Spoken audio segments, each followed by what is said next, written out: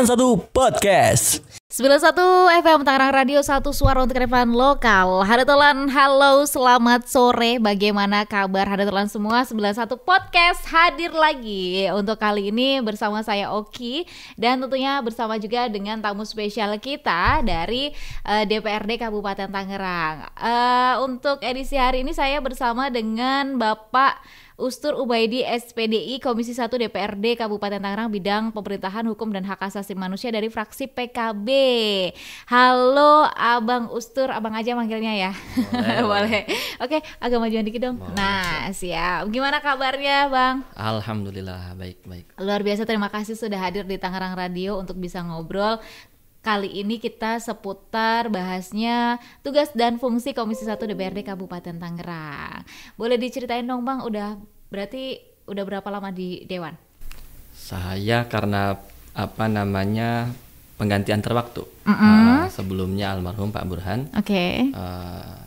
Di tahun 2022 saya melanjutkan di tahun 2022.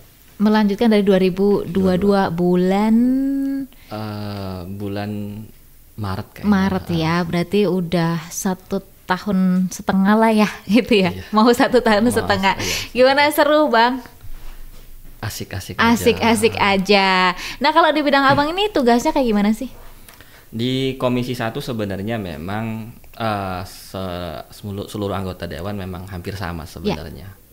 Tugas pokok dan fungsinya sama. Mau itu di Komisi 1, Komisi 2, cuman hanya beda pembagian stakeholder saja, pengawasan terutama. Ya, lagi-lagi tugasnya adalah yang tugas anggota DPRD itu 3 itu. Pertama adalah legislasi, yang kedua juga budgeting, yang ketiga itu controlling. Hanya itu saja sebenarnya. Selebihnya adapun pembagian komisi itu adalah pembagian daripada sisi pengawasan dari stakeholder. Oke, baik. Tapi ini kan ada bidang-bidangnya ya, kayak bidang pemerintahan, hukum gitu. Berarti termasuk kayak mengurusi masalah perencanaan perda dan sebagainya begitu, Bang? Iya, itu legislasi namanya. Legislasi itu termasuk juga di Komisi 1 perencanaan perda. Kebetulan juga memang sekarang ini kan lagi ada pembahasan perda juga, 4 perda yang diusulkan oleh eksekutif, yang 2 itu inisiatif. Oke, baik. Jadi untuk tugasnya masing-masing fraksi ini ya memang ya begitu gitu ya. Nah, mekanisme kerja untuk Komisi 1 dalam menyusun perda itu seperti apa sih alurnya gitu, Bang? Kalau yang memang itu inisiatif dari eksekutif, biasanya dari pihak eksekutif, dari stakeholder atau SKPD yang memang di bawah naungan kita mengajukan ke kita terkait soal perda inisiatif itu. Nanti baru kita bahas naskah akademiknya, nanti akan sebelumnya memang disusun dulu, ditentukan dulu pansusnya, baru nanti akan dibahas naskah akademiknya, sejauh mana perda ini efektivitasnya, kebermanfaatannya untuk masyarakat, karena apa yang nanti akan dilakukan oleh eksekutif dan juga perda ini akan bermanfaat, dan itu adalah payung hukum kegiatan-kegiatan yang nanti akan dilaksanakan oleh eksekutif, maka melalui perda itu. Oke, ada semacam batasan waktu nggak sih untuk masa bikin perda nih, misalnya dari pembahasan kemudian sampai ketok palu gitu untuk penerapan? Kalau untuk waktu memang belum ada pembahasan, tidak ada waktunya, cuman hanya saja dari pembahasan itu biasanya apakah ini kita kaji sebelumnya. Apakah itu perda itu urgent untuk disahkan, ataukah memang ini juga banyak madaratnya misalkan, itu baru kita di pembahasan di situ. Kalaupun memang ini dilakukan banyak bermanfaatnya, biasanya baru kita akan teruskan itu perda. Tapi kalaupun memang perda ini ternyata dinilai tidak efektif untuk menjadi perda, itu biasanya tidak dilanjutkan atau dibatalkan. Baik, bisa saja atau mungkin masih ditunda dulu karena urgensinya belum terlalu butuh banget gitu ya. Benar. Oke, baik. Ada OPD khusus dong ya, berarti kalau di bawah Komisi 1 tuh yang misalnya di bidang apa gitu Bang? Ada OPD-nya. Tadi itu yang disebut dengan pemerintahan, hukum, HAM. Dan HAM, apa aja Bang yang di bawah? Di antara pemerintahan itu, ya sebenarnya kan kalau secara makro semuanya apa yang bersifat pemerintahan itu mulai dari pemerintahan desa, kecamatan dan yang lain-lain itu sebenarnya secara makro itu di bawah naungan Komisi 1. Cuman pembagiannya memang sudah dibagikan, sudah dibagi dengan komisi-komisi yang lain. Dan di antaranya memang tadi yang saya sebutkan, terus juga Dukcapil, terus juga aset, terus juga dari hukumnya juga bagian hukum serta Satpol PP, penerangan juga, Kominfo, terus DPMPD masuk juga, Bapeda, itu semuanya ada banyak sebenarnya. Oke, baik, termasuk untuk berarti pembangunan ya. Ada pengawasan untuk pembangunan daerah gitu Bang? Kalau yang kita tidak masuk yang kalau infrastruktur dan sebagainya. Itu tidak masuk. Cuman lagi-lagi kita ada kewenangan di situ untuk controlling walaupun bukan komisinya. Lagi-lagi ketika bicara soal pembangunan itu adalah tugas pokok dan fungsi anggota DPRD mengawasi gitu. Bagaimana pembangunan Kabupaten Tangerang ini berjalan dengan lancar, sesuai dengan rencana, sesuai dengan on the track dan tidak ada penyalahgunaan itu. Oke, baik. Nah, kalau di Kabupaten Tangerang ini kan termasuk di bawah naungan Komisi 1 itu dari beberapa OPD dan Dukcapil sibuk dong ya. Kemudian juga Kominfo juga banyak yang harus diawasi gitu dan sebagainya. Ini bagaimana cara bisa kolaborasinya untuk bisa semua yang di bawah naungan Komisi 1 ini bisa terkontrol semua gitu Bang? Memang sinergisitas itu mudah diucapkan ya. Iya, betul. Namun sulit pada pelaksanaannya. Tapi lagi-lagi itu yang memang harus diperjuangkan, bahwa sinergisitas antara lembaga legislasi dengan juga eksekutif ini juga sangat penting, dan juga memang sinergisitas antara SKPD. Kadang SKPD punya program ini, SKPD yang satunya punya program ini, namun berjalan sendiri-sendiri, kadang begitu. Tetapi kita juga sering mengingatkan pada saat ketika evaluasi. Dalam setiap triwulan itu ada evaluasi. Kita baca seluruh laporan-laporan yang memang ketika memang itu bisa dilanjutkan atau bisa disinergikan, kenapa tidak disinergikan antara SKPD ini gitu. Oke, baik. Banyak kalau DPRD itu kan dekat dengan masyarakat ya, karena kan dalam tanda kutip wakil rakyat gitu. Banyak dong laporan-laporan yang masuk dari masyarakat atau semacam usulan dan sebagainya. Banyak. Contohnya yang lagi banyak apa nih Bang? Kalau memang di masyarakat, memang pertama ini adalah ledakan penduduk yang cukup tinggi di Kabupaten Tangerang. Sedangkan banyak investasi yang bergeser. Banyak investasi yang bergeser sehingga muncul yang namanya pertama adalah PHK. Yang kedua ledakan penduduk.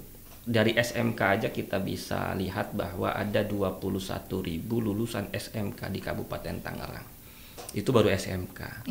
Belum SMA, belum madrasah aliyah, sekitar mungkin 30 ribuan. Peluang kerja yang mana? Itu yang memang ada di masyarakat. Artinya kesulitan untuk mencari kerja.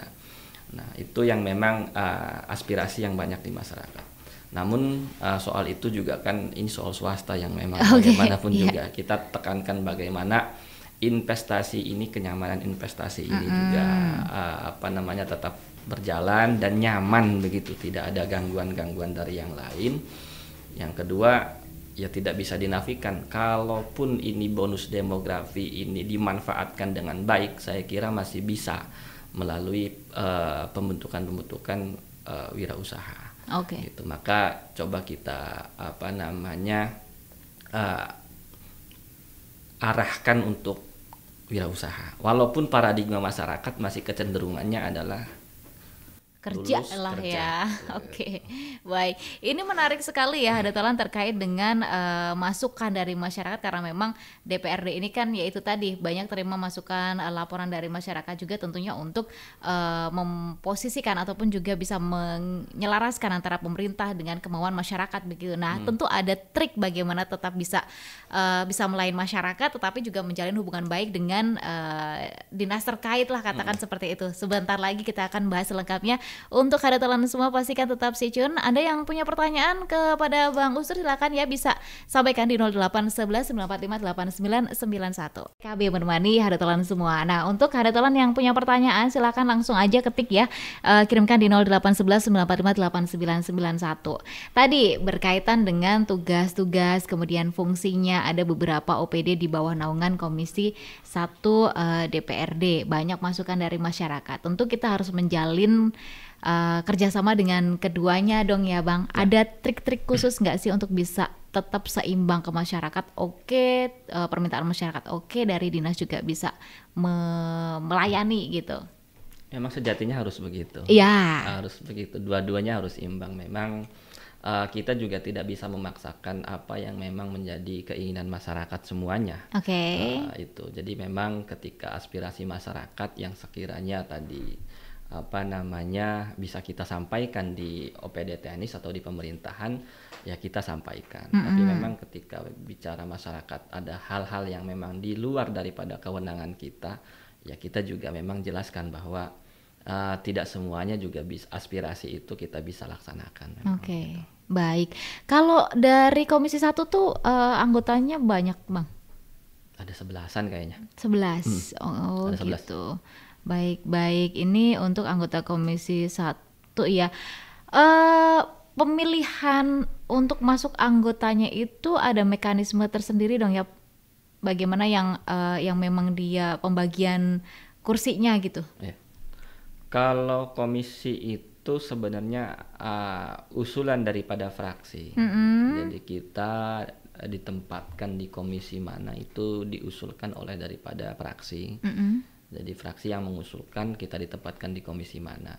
Adapun memang itu pimpinan komisi itu dari fraksi yang memang punya pimpinan. Oh gitu. Kan ada pimpinan dewan, ya dari ketua dan wakil ketua. Biasanya itu yang nanti yang menjadi ketua komisi. Oke, baik. Kalau yang PAW begini berarti gimana itu mekanismenya?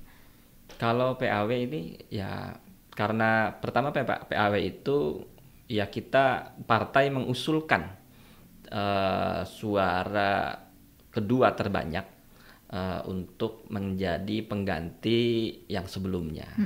Setelah diusulkan oleh DPC, oleh partai ke ke DPRD, terus juga di KPU, baru nanti akan ditandatangani oleh gubernur. Oke, kita belok sedikit ya. Boleh. Abang ini kan kalau saya lihat SPDI, guru dong harusnya. Guru. Oke, gimana ceritanya bisa jadi dewan? Saya sebelumnya memang guru sekaligus juga kepala sekolah swasta di SMK Al-Badar. Di salah satu SMK swasta di Balaraja. Gitu. Awalnya memang karena kita tabarukan dengan Buya Muhtadi, karena memang pesantren di situ. Buya Muhtadi berkampanyekan soal PKB sebelumnya. Ya kita musyawarah keluarga bagaimana caranya kita mendukung PKB namun harus ada calon begitu. Akhirnya ya mau tidak mau ya saya dicalonkan oleh keluarga. Ya setelah itu ya nyalon begitu. Oke, jadi kalau guru itu setelah nyalon masih boleh ngajar atau enggak ya? Kalau pas masih pencalonan boleh-boleh saja. Tapi setelah jadi sudah? Setelah jadi gini Bu,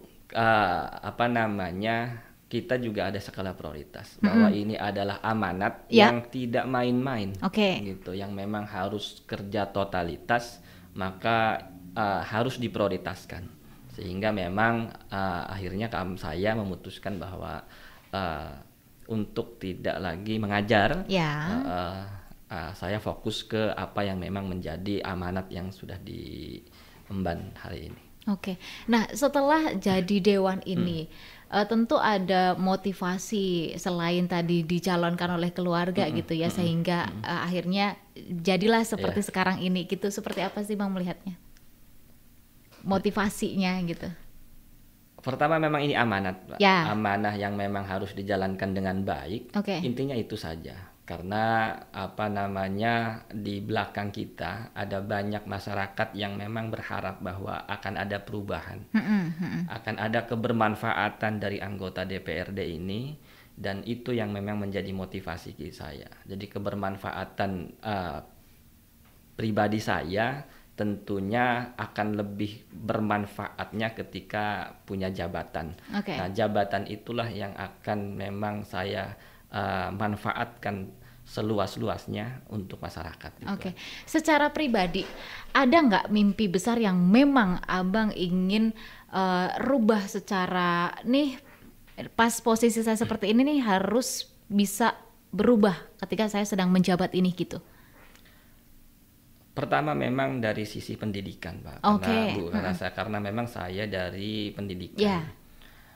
Harapan besar bahwa pendidikan ini Tangerang ini pertama mentalnya, bagaimanapun juga kadang-kadang kita masih melihat bahwa mental kita masih kurang dibanding dengan, mohon maaf gitu, dibanding dengan teman-teman yang di luar pendatang ke sini, mereka berjuang, kadang itu yang memang kita rasakan.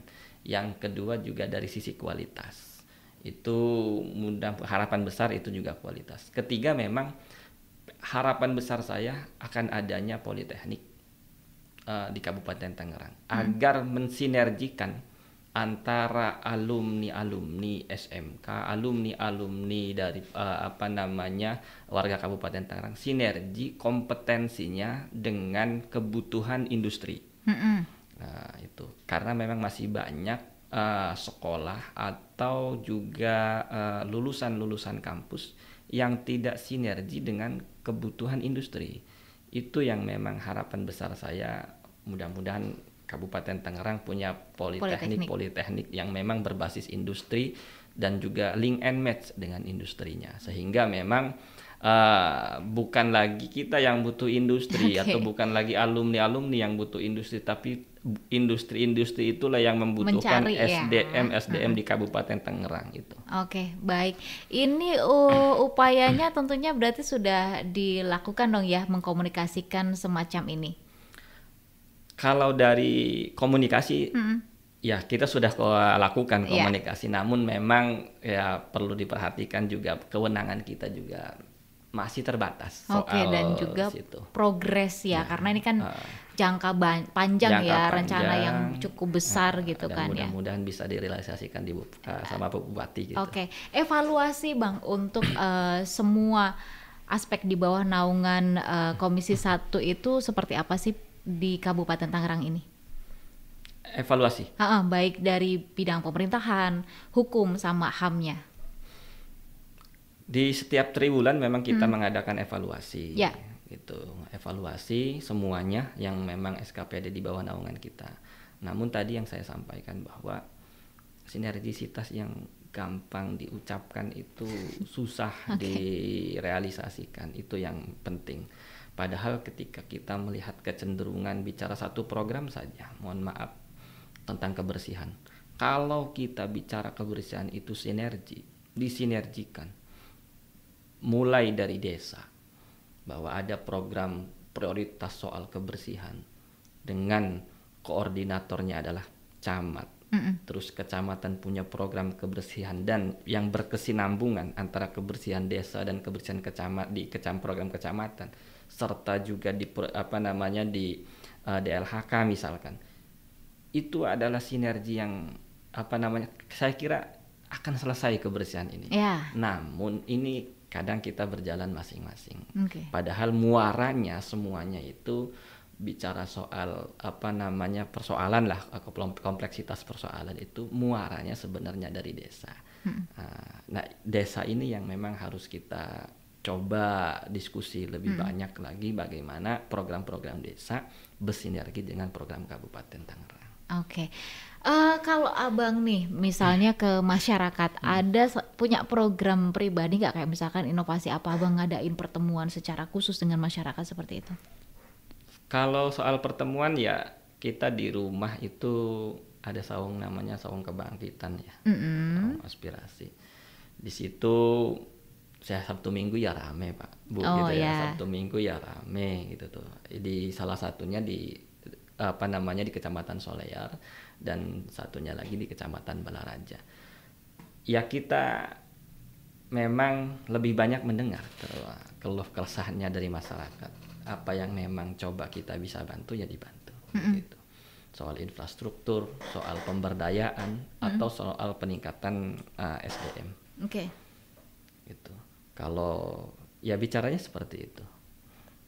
Baik. Ada rumah aspirasi lah sebutnya. Iya, ada satu pertemuan lah ya, karena memang kan jadwalnya juga dibagi-bagi gitu ya, tetapi memang untuk masyarakat ada khusus sendiri. Kalau Sabtu Minggu itu biasanya memang sudah pada tahu nih nongkrong lah, mau mampir-mampir lah gitu, ngobrol gitu ya.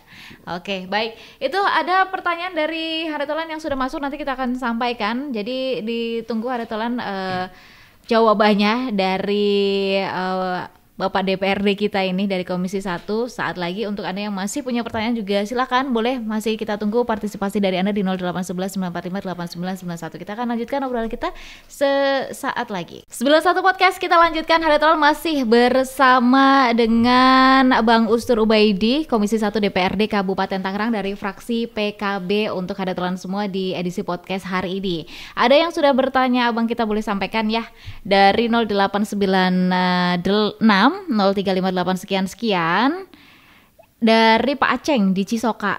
Ini mau nanya dengan Pak Dewan, gimana sih upaya wakil rakyat dalam menyelaraskan persoalan klasik antar OPD yang saat ini cenderung mengedepankan egosentris sehingga tidak ada solusi atas persoalan tersebut. Mungkin ini permasalahan yang kita nanya ke ini terus ternyata wilayahnya ini kita nanya ke ini tapi bukan lagi gitu, kayak apa ya, dilempar-lempar gitu mungkin ya.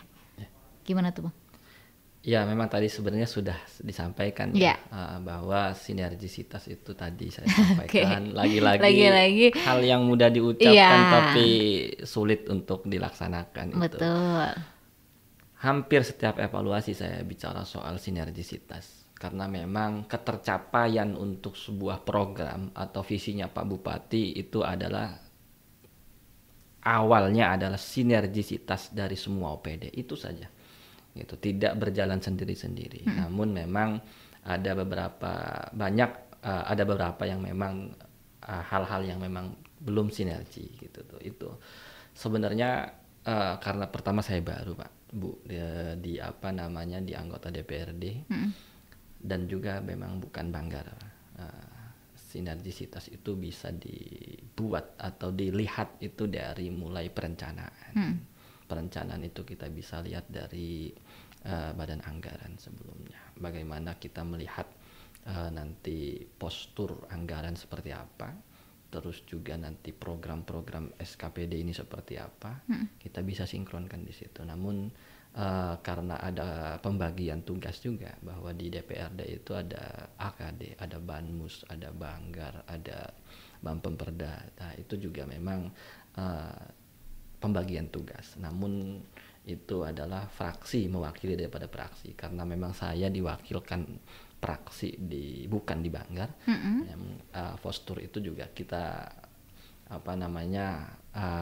lihat setelah pembahasan begitu, bukan sebelum pembahasan. Nah, itu yang nanti itu memang ada sedikit kelemahan. Namun lagi-lagi upaya controlling yang saya sampaikan bahwa dievaluasi saya sampaikan, hayu Pak, ini kita sinergikan, jangan sampai program ke depan ini tidak sinergi. Dan mudah-mudahan ketua tim TAPD itu terutama adalah Pak Sekda yang memang menggawangi semua SKPD atau OPD bisa lebih memantik kembali kepada OPD-OPD agar program-program ini memang sinergi. Gitu.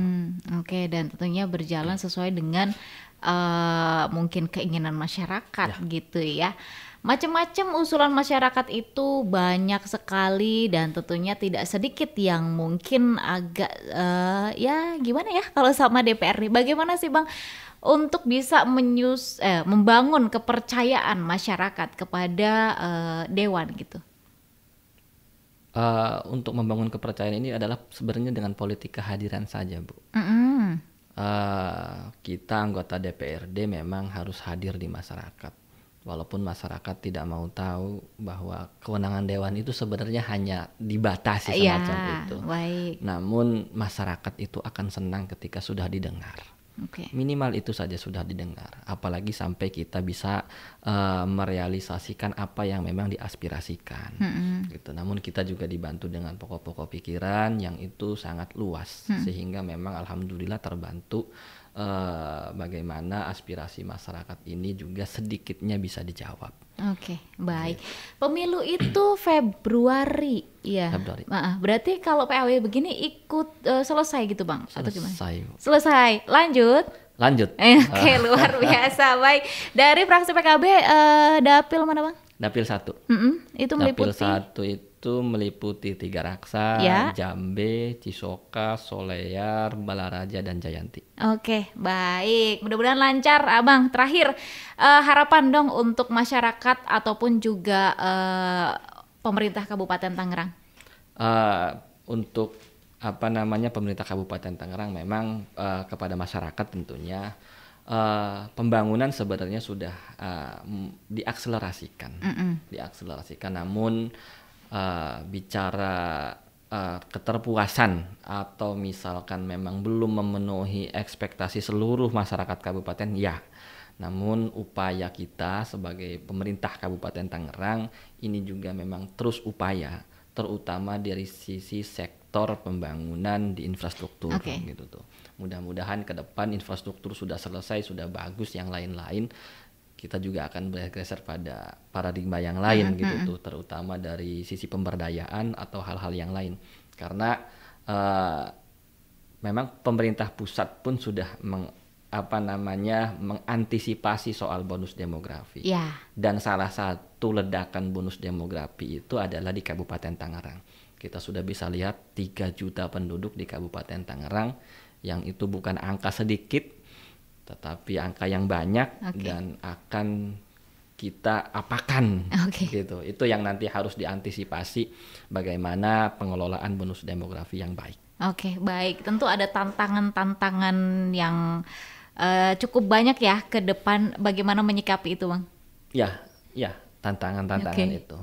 Makanya pemerintah pusat saja sudah merencanakan bagaimana pemerataan pembangunan seperti itu, karena memang mengantisipasi bonus demografi, serta sektor-sektor industri yang lebih ditingkatkan ini juga akan antisipasi daripada bonus demografi. Lagi-lagi pengelolaan bonus demografi ini harus dikelola dengan baik. Cina itu hampir penduduknya bukan jutaan lagi, tapi miliaran, tapi mampu mengelola bonus demografi itu. Mudah-mudahan kita juga nanti ke depan bonus demografi yang ada di Kabupaten Tangerang ini juga mampu dikelola, yang akhirnya bukan menjadi persoalan tapi menjadi berkah untuk Kabupaten Tangerang. Amin. Semoga lancar, sukses. Capek nggak Bang? Enggak. Jadi Dewan nggak capek ya.